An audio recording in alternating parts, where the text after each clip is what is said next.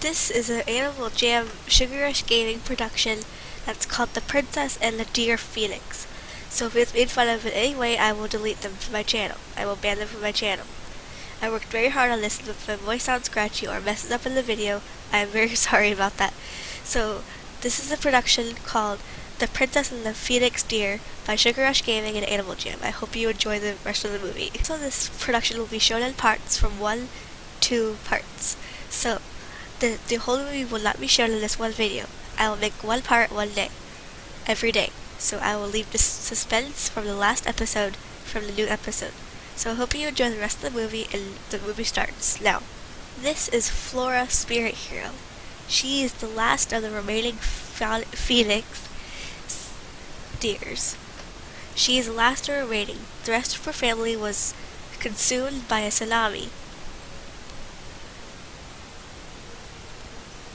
As she walks around her home, she wonders why she exists, why the rest of her home and the rest of her family has gone away. She wonders what her destiny is. It has to be something very special if she is the last of the remaining. I mean, there's a hero in her name, so why wouldn't it be Flora Spirit Hero? This is the beginning of her life. Well, this isn't. This is when she found what she was to be. But this is at the end of the story. What she looks like now this is what she looks like now, when she found her destiny. But she didn't always look like this with wings, or horns, or a spiked collar. She only looked simply like this. It all started when her family was consumed by a tsunami, and she managed to escape, but she didn't know how. So she ran to this new volcano that she found, where it should have been her home, where it is her home. She was about to go away when she heard a voice inside her head saying that there's a destiny you must follow, and you must live here to find it. So she did live here, for a very long time, after years and years of living in this volcano. One night she was sleeping when she heard a sparkly sound downstairs. So she decided to go downstairs and find out what it was. It was very early in the morning, only 3 a.m., but she saw something glistening, and she wondered what it was. It was a bracelet. It was red and it had a ruby inside it. She decided to put it on, and this was the beginning of her destiny. With this new ruby amulet on, she felt kind of different, but she didn't know how. She decided to go back up to bed. She didn't think it'd be very wise to find out what it was this late at night. So she did go back up to bed, in a different spot this time. But while she was in bed again, she heard a flaming sound.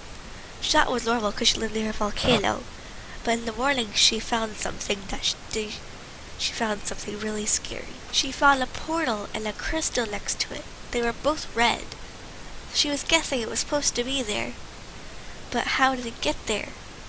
So she tried to go through the portal, but she wasn't very happy about where it took her. It transported her to the coldest part of her kingdom, where she dared to go.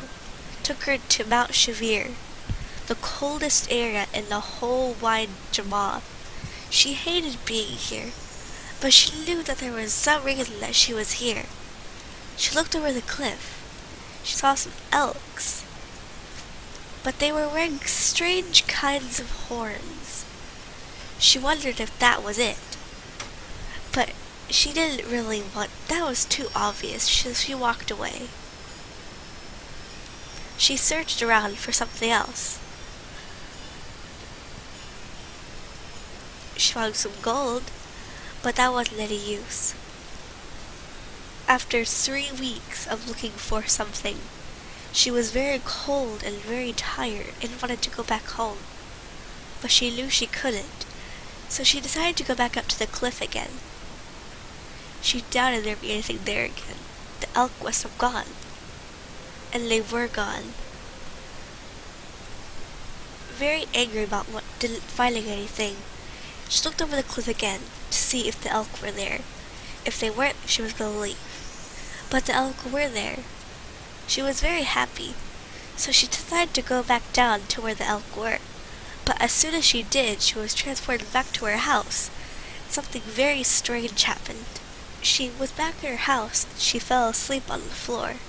Not knowing what had happened, she woke up. She didn't feel any different. But until she looked in the mirror, she realized that she had horns. But she didn't know what they were used for, but she guessed that she got them from the elk who zapped her home.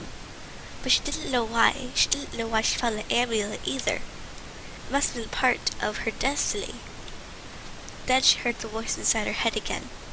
You will find your destiny by completing every step of your trip. She wondered what that meant. So it was very late at night, after 3 weeks of searching, for what could have been something very obvious, turned into something very hard to find. She decided to go up to her room and go to bed. After 3 long weeks of being up, she wanted to take 3 long weeks to sleep, but she couldn't, so she slept all night. This is blooming Peachy Sun. She is now kind of the princess of her kingdom, but she wasn't always the princess.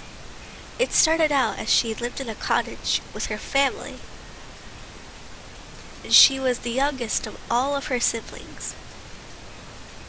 But one day, after some miracle, their father and mother became king and queen, and she was not very useful.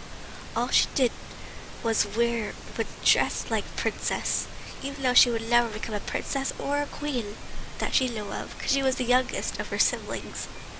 So she just sat on her couch, sat on her bed, and played games on her tablet all day. But she did not know that one day something would come, and it would surprise her very much. One afternoon, when she was digging around in her flowers, she heard an explosion inside her house. So she went inside to see what happened. She found all of her siblings and her parents dead on the ground. She didn't know what to do. She decided to hide them. She didn't know they were dead, just to put them up in their beds. But after weeks, the servants took them out and buried them in the ground.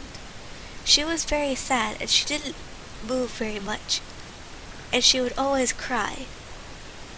But then, she knew that she would have to become the ruler of her kingdom, but she didn't expect to become the ruler, so she had no practice, she didn't have any idea of how to rule a kingdom anyway. She didn't have any experience with being a queen or a princess herself. But then she decided that she will be the best queen or princess her kingdom had ever had. But to her disappointment, she was only 11 years old, and she wasn't allowed to become the ruler. She was a partial princess from that day on, but her kingdom had to have a ruler, and she was not allowed to sit in this $2 million snake throne that her father had bought. She was not allowed to do any royal duties. She was a partial princess. She was only 11 years old. But she still liked to be very dirty. She still loved to get money and play around in the flowers, because that's what she always has done, because she wasn't any use when their family was alive. But still blooming thinks about how her parents and her siblings died. She would just play around in the flowers, and she heard an explosion inside her house. Where did the explosion come from? Nothing in the castle was harmed except her parents and siblings. But strangely, she wasn't harmed. So, she walked around the castle, seeing of any suspicious places or any clues to why the explosion happened. But to no avail. She just sat in the corner of the room, thinking about it for the next few days. Years and years have passed where she has been thinking about it her whole life. But she was still only 15 years old, and she still wasn't old enough to rule a kingdom. She was still the partial princess. She was disappointed, but at least she was kind of a ruler. more years have passed since Princess Peachy-san has ever thought about her parents. It was 3 years, and she was still 17. But on the day of her 18th birthday, everything changed for Peachy. 18 was the year that all princesses and princes were old enough to rule a kingdom by themselves. So Princess Peachy-san became known as Queen Peachy-san, ruler of Jama. Thank you for watching the first part of The Princess and the Phoenix Deer. I hope you enjoyed it, and if you want to see the next part of the movie, it will be out tomorrow. So I hope you enjoyed it, and if we get enough views and likes, I will do it. I will do it quicker. But if we don't get enough views and likes, I will do it in 2 days from now. But I will probably still do it tomorrow, just thinking of me. So hope you enjoyed this video, and if you did, please crush the like button with your sugar face. And I will see you next time for the next part of The Princess and the Phoenix Deer.